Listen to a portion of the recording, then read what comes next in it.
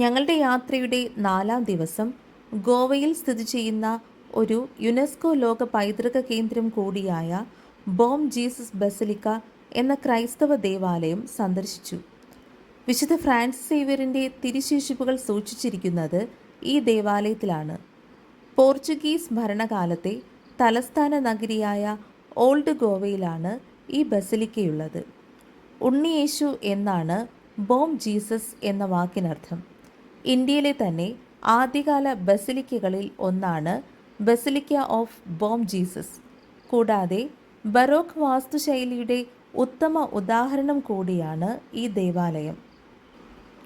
1594 ഈ ദേവാലയത്തിൻ്റെ നിർമ്മാണം ആരംഭിക്കുന്നത്. 1605 archbishop father Aleixo de Menezes ദേവാലയം ദേവസേവനാർത്ഥം സമർപ്പിച്ചു. പോർച്ചുഗീസ് മലാക്കയിലെ വിശുദ്ധ പൗലോസിൻ്റെ ദേവാലയത്തിലായിരുന്നു ഫ്രാൻസിസ് സേവ്യറുടെ മൃതദേഹം ആദ്യം അടക്കം ചെയ്തത്. പിന്നീടത് അവിടെ നിന്നും കപ്പൽ മാർഗം ഗോവയിലെത്തിക്കുകയായിരുന്നു.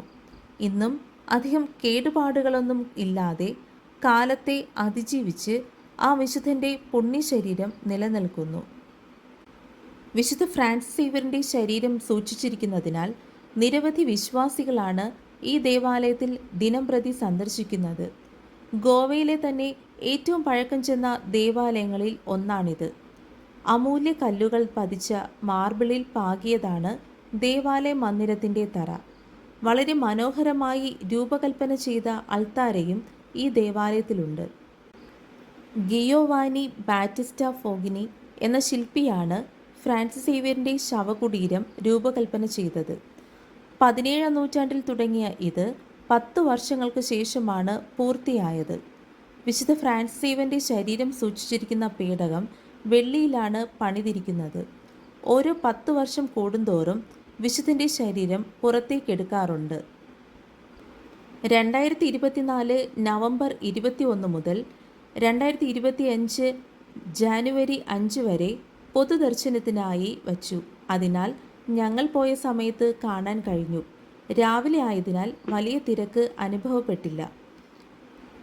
ഇവിടുത്തെ സന്ദർശന സമയം രാവിലെ 9 മണി മുതൽ വൈകുന്നേരം 6:30 വരെയാണ്. ഇതിന് തൊട്ടടുത്തായി സ്ഥിതി ചെയ്യുന്ന മറ്റൊരു ലോക പൈതൃക കേന്ദ്രമാണ് സർ കത്തീഡ്രൽ ദേവാലയം. അതും നാം കണ്ടിരിക്കേണ്ട ഒന്നു തന്നെയാണ്.